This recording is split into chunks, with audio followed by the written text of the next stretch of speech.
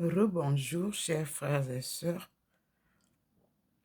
Nous continuons par une deuxième vidéo des apparitions divines à Dr Ndomo Melingi Thérèse 6 au 93A, avenue du Général de Gaulle à Saint-Louis, en Alsace.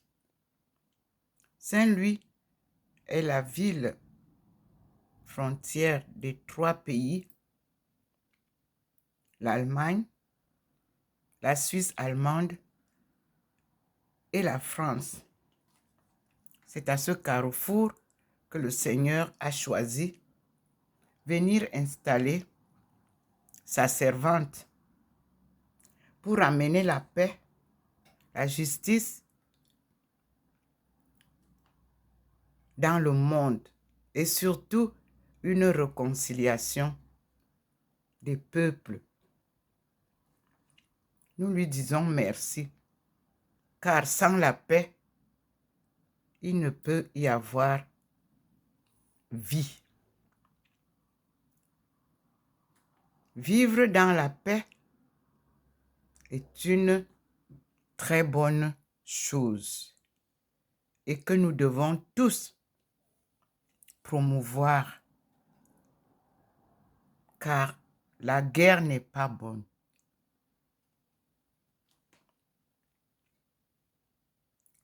Et nous remercions le Seigneur qui a décidé de visiter la France. À lui la gloire, puisque c'est lui qui nous a créés tous et qui est omniprésent dans tout ce qui se passe sur terre et au ciel. Actuellement, nous voyons comment les oiseaux se déplacent. Les oiseaux migrants, moi je les vois là. À cet endroit, il nous fait découvrir beaucoup de choses qui devraient nous donner de l'intelligence, de la sagesse pour comprendre que nous sommes de passage sur terre. Vous avez à chaque saison des manifestations autour de ce jardin. Donc, des écureuils qui représentent les animaux, les oiseaux, les arbres, les herbes, les fleurs, le sol même nu. C'est magnifique. Tout ça, c'est création divine. C'est Dieu qui crée tout ça. Il régénère à chaque saison. Et c'est une grande école pour nous, pour comprendre. Même pour les humains. Alors, nous sommes là et nous allons observer la lumière du Seigneur. Le ciel, comme vous le voyez, est nuageux. Mais lui, il fend les nuages, il fend les rochers, il fend les rivières pour passer.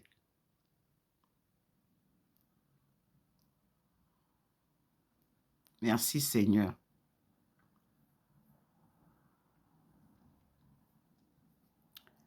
Donc,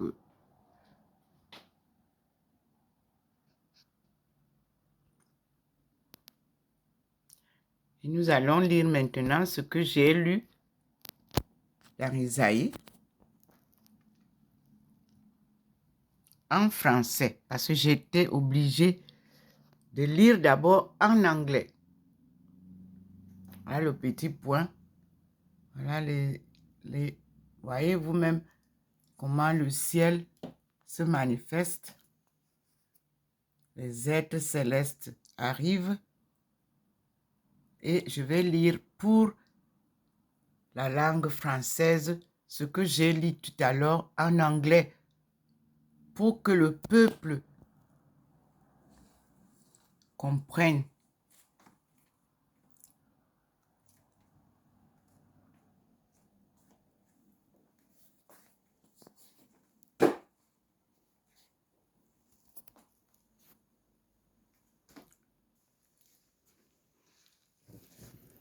Et vous voyez comment je suis déjà blanchâtre.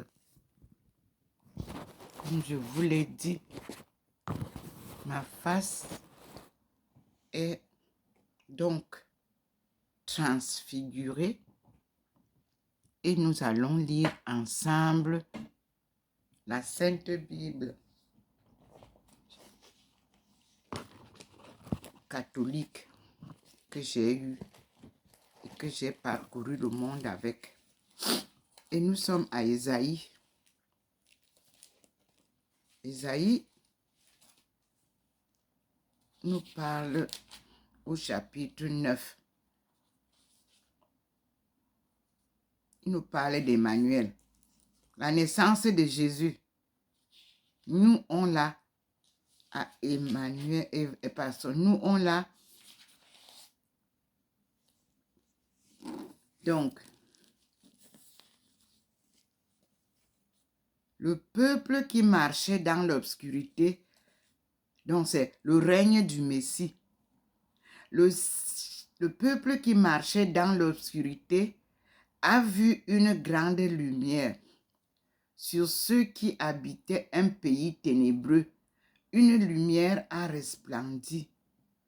Tu as suscité une immense allégresse, tu as provoqué une grande joie. On se réjouit devant toi comme dans la liesse de la moisson, comme on est dans l'allégresse au partage du butin. Car le joug qui pesait sur lui, le collier sur son épaule, le bâton du chef de corvée, tu les brises, comme dans la journée de mendiant. Car toute chaussure militaire, tout manteau souillé de sang seront livrés au feu et deviendront la proie des flammes. Car un enfant nous est né, un fils nous a été donné. La souveraineté repose sur son épaule. Il se nomme Conseiller merveilleux, Dieu fort, Père éternel, Prince de la paix. L'empire sera grand et la paix sans fin sur le trône de David et dans son royaume. Il l'établira et le maintiendra par le droit et par la justice, dès maintenant et à jamais. Voilà ce que fera le zèle du Seigneur des armées. Alors, nous avons, à lire, vous avez vu ce qui va se passer bientôt. Mais nous avons à lire autant en français le chapitre 8 qu'on a lu avant. J'ai tenu à vous lire d'abord le chapitre 9 pour que vous compreniez que entre la traduction du français et l'anglais, il y a souvent une différence. On va donc reprendre notre lecture de Ésaïe 8, verset. On a commencé à lire au verset 11. Voilà, il est dit, voici ce que le Seigneur m'a dit quand il m'a empoigné et qu'il m'a mis en garde contre cette politique. N'appelez pas conjuration tout ce que ce peuple appelle conjuration. Ne redoutez pas l'objet de ses frayeurs. Soyez sans crainte. C'est le Seigneur que vous devez tenir pour un conspirateur. C'est lui qu'il faut craindre, lui qu'il faut redouter. Il sera un sanctuaire, la pierre d'achoppement, le rocher où l'on trébuche pour les deux maisons d'Israël. Un piège et un filet pour les pays de Jérusalem. Beaucoup d'entre eux chancelleront, ils tomberont et ils se briseront. Ils seront enlacés et pris au piège.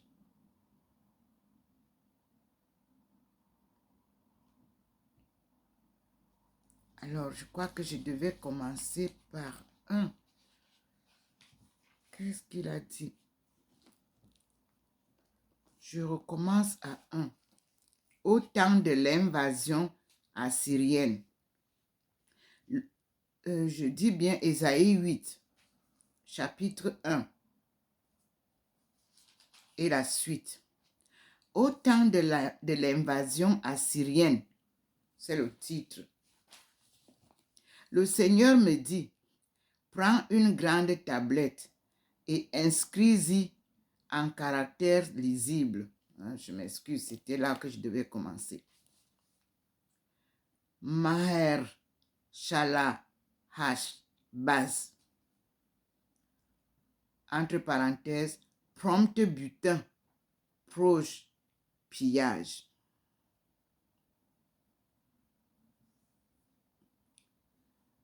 Deux. Trouve-moi des témoins dignes de foi. Uri, le prêtre, et Zachari, fils de Jéberéchi. Fermez les guillemets. Je m'approchai de la prophétesse qui conçut et mit au monde un fils. Le Seigneur me dit, appelle-le Maher Shalab Hash Baz. Car avant que l'enfant sache dire papa, maman, on aura porté les richesses de Damas et le butin de Samarie devant le roi d'Assyrie.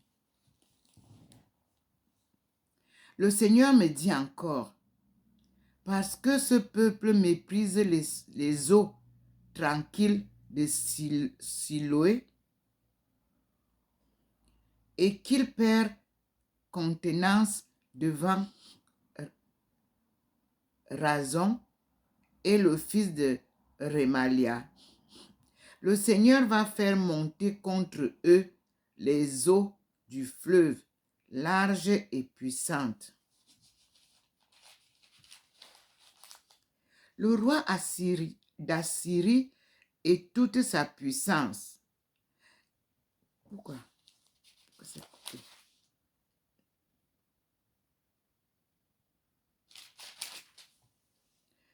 Il montera partout au-dessus de ses berges. Il se répandra sur toutes ses rives. Il envahira Juda, l'inondera et le submergera. Il montera jusqu'au cou de ses nappes répandues. Il couvrira toute ta terre. Ô Emmanuel,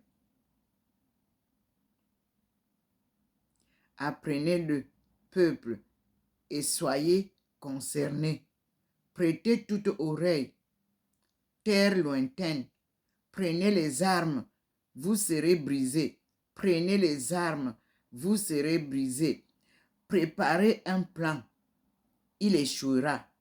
Donnez des ordres, ils ne s'exécuteront pas, car Dieu est avec nous. Voici ce que le Seigneur m'a dit quand il m'a empoigné et qu'il m'a mis en garde contre cette politique. N'appelez pas conjuration tout ce que ce peuple appelle conjuration. Ne redoutez pas l'objet de ses frayeurs. Soyez sans crainte. C'est le Seigneur que vous devez tenir pour un conspirateur. C'est lui qu'il faut craindre, lui qu'il faut redouter. Il sera un sanctuaire, la pierre d'achoppement, le rocher où l'on trébuche, pour les deux maisons d'Israël, un piège et un filet pour les habitants de Jérusalem. Beaucoup d'entre eux chancelleront, ils tomberont, ils se briseront, ils seront enlacés et pris au piège. Je vais envelopper cette déclaration, sceller cette révélation pour mes disciples. J'aurai confiance dans le Seigneur qui se cache à la maison de Jacob et j'espérerai en lui. Moi et les enfants que le Seigneur m'a donnés, nous sommes en Israël des siècles, des signes et des présages de la part du Seigneur des armées qui habite la montagne de Sion, de Zion. Si l'on vous dit, consultez les esprits des morts, les devins, ceux qui chuchotent et qui murmurent, un peuple ne doit-il pas consulter ses dieux? Consulter les morts en faveur des vivants?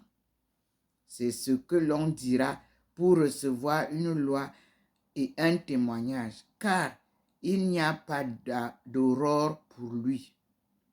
On errera dans le pays, fatigué et affamé, tourmenté par la faim, on se dépitera, et l'on maudira son roi et son Dieu. On lèvera les yeux, puis on regardera vers la terre, et l'on ne verra que détresse, obscurité, ténèbres, angoisse. On sera repoussé dans la nuit, car n'y a-t-il pas ténèbres où il y a angoisse? Dans le passé, il a humilié le pays de Zaboulon et le pays de Nephtali. Mais dans l'avenir, il couvrira d'honneur la route de la mer, la Transjordanie et le district des nations. Très important. Dans le passé, je reprends, il a humilié le pays de Zaboulon et le pays de Nephtali, mais dans l'avenir, il couvrira d'honneur la route de la mer, la Transjordanie et le district des nations.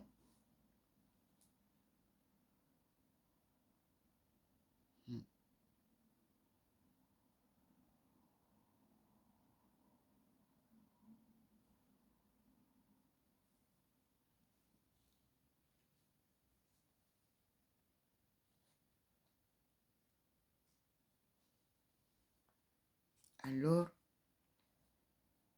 nous continuons la lecture. Car le joug qui pesait sur lui, le collier sur son cou, le bâton du chef de corvée, tu les brises, comme dans la journée de Madian. Car toutes chaussures militaires, tout manteau souillé de sang seront livrés au feu, deviendront la proie des flammes, car un enfant nous est né, un fils nous a été donné. La souveraineté repose sur son épaule et il se nomme Conseiller merveilleux, Dieu fort, Père éternel, Prince de la paix. L'empire sera grand et la paix sans fin. Il l'établira et le maintiendra par le droit et par la justice, dès maintenant et à jamais. Voilà ce que fera le zèle du Seigneur des armées. Parole du Seigneur. Donc, nous avons lu Ésaïe 8, du verset 1 au verset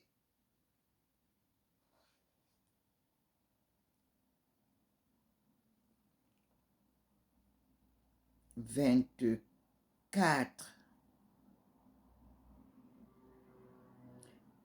Et nous avons lu du chapitre 9, le règne du Messie. Le peuple qui marchait dans l'obscurité a vu une grande lumière.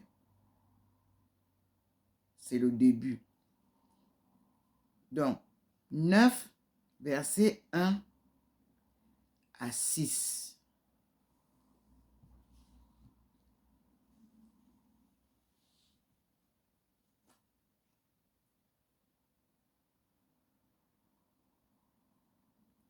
Donc, dans le verset 5, la note nous dit « Un enfant, 2 points, naissance de la figure royale annoncée en 7, en chapitre 7, 14. C'est le fils de David, nouveau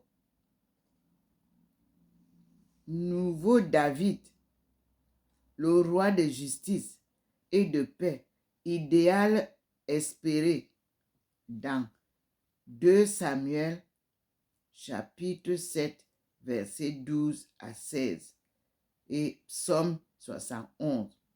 Voir 11, chapitre 11, versets 1 à 9 et Paul. Le symbole du pouvoir royal est une lourde clé qui se porte sur l'épaule. Voir Isaïe 22, chapitre 22, verset 22. Voir Matthieu 16, chapitre 10, voir chapitre 16 de Matthieu, verset 19 et Apocalypse 3, verset 7. Il se nomme 4 titres honorifiques utilisés dans le langage de cour de l'Ancien Orient pour désigner le roi, mais convenant également à Dieu. Voir chapitre 10, verset 21, chapitre 28, verset 29.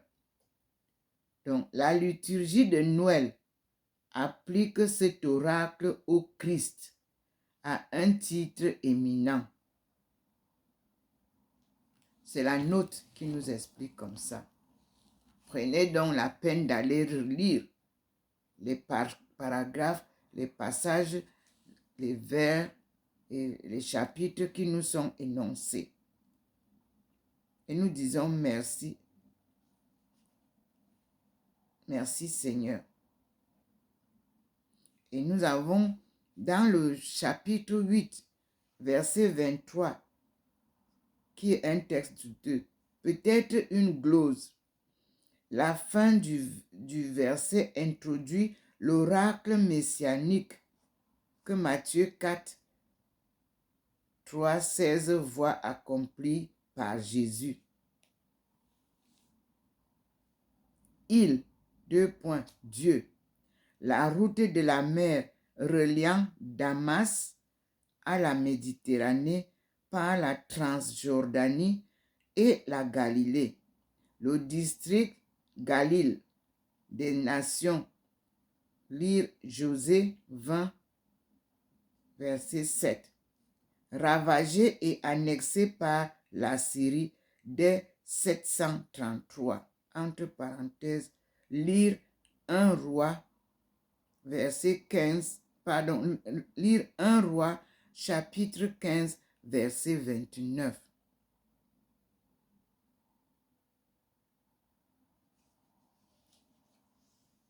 Merci Seigneur.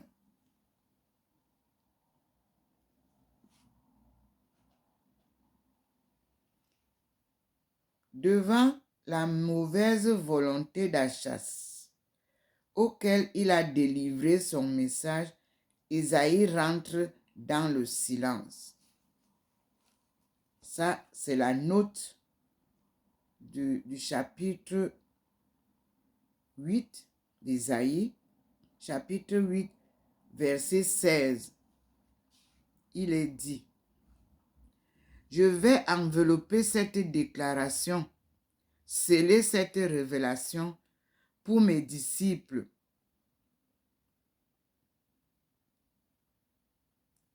J'aurai confiance dans le Seigneur qui se cache à la maison de Jacob et j'espérerai en lui. Moi et les enfants que le Seigneur m'a donnés, nous sommes en Israël des signes et des présages de la part du Seigneur des armées qui habite la montagne de Sion.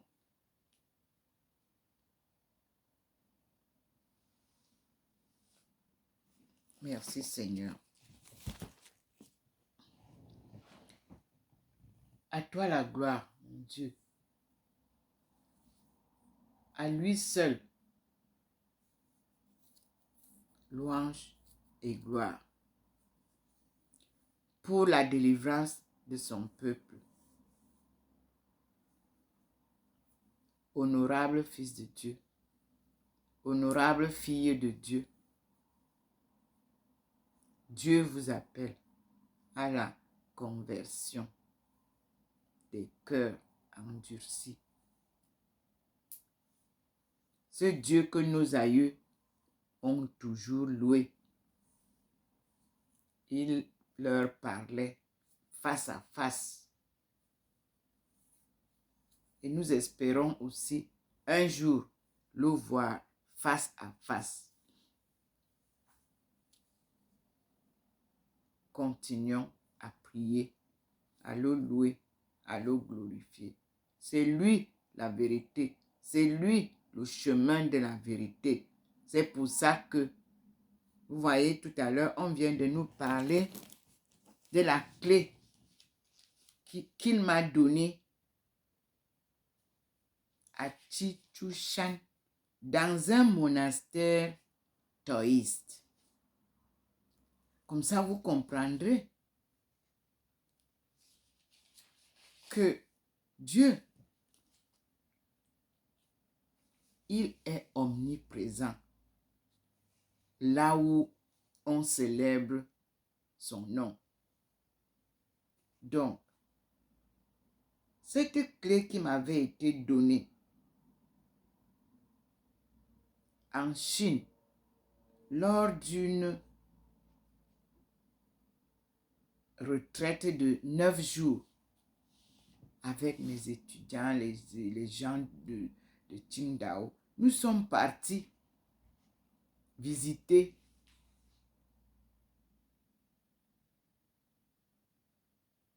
cette belle communauté témoniale. Les moniales nous ont accueillis. Et j'ai reçu par ce Dieu qui m'apparaît. Je dis toujours que c'est spirituellement. Ne vous attendez pas à voir Dieu devant moi comme un homme. Non. Il vous a montré comment il fait présenter Marie, la Sainte Vierge, devant vous. Vous avez ça dans mes vidéos. Enveloppée dans son voile. Il nous a présenté Maman Marie. Il nous a présenté Thérèse d'Avila. Il nous a présenté Jésus. Il a présenté d'autres personnes.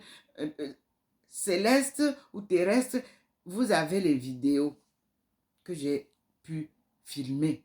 Ce qu'il m'a permis de filmer, j'ai pu filmer. Ce jour-là, il n'y avait personne pour filmer.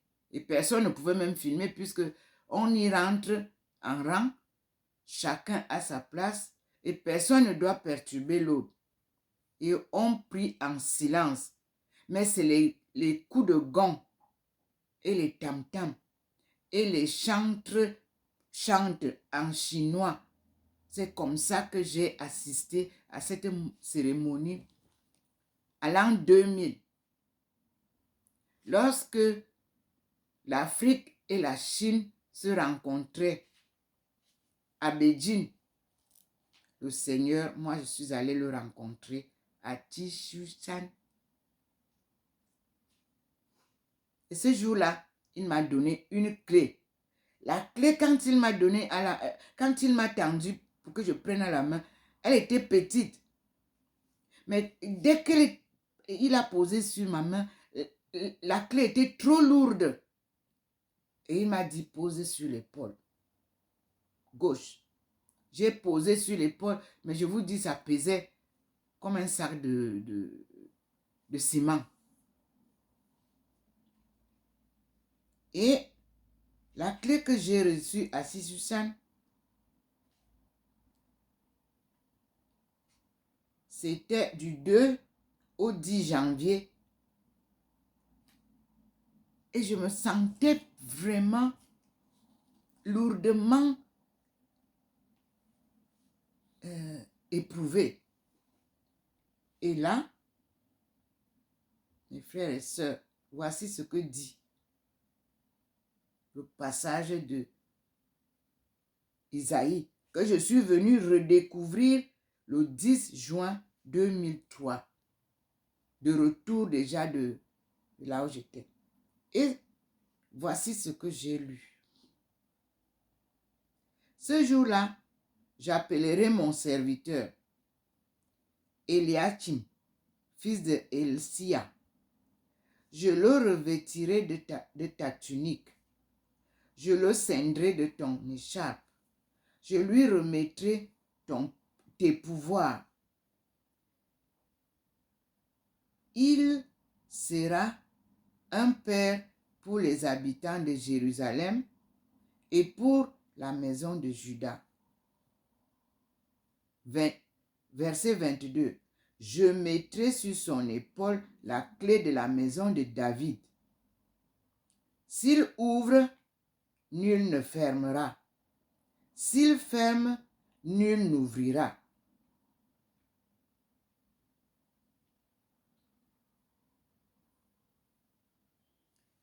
Alors, lorsque nous avons lu ça, j'ai compris, puisque lorsqu'il m'a donné la clé, je l'ai déjà publiée. Il m'a dit, va ouvrir la porte. Je suis partie sans parler. J'ai mis la clé sur la porte. Ouvre, j'ai ouvert. Sors. Prends la clé, je suis sortie. Ferme. J'ai fermé. Reviens, entre. Je suis entrée. Ferme. J'ai fermé.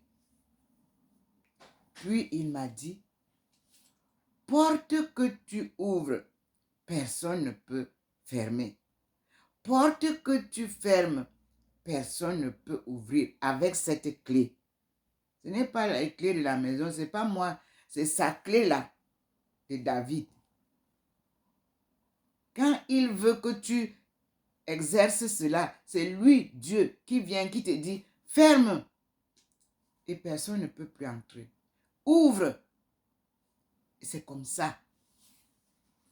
Vous venez là, c'est vous qui allez trouver ce que vous allez trouver là-bas. Il a fermé déjà la porte de l'Afrique. Vous ne comprenez pas ça? L'Afrique doit se reconstruire. Elle a besoin d'être fermée.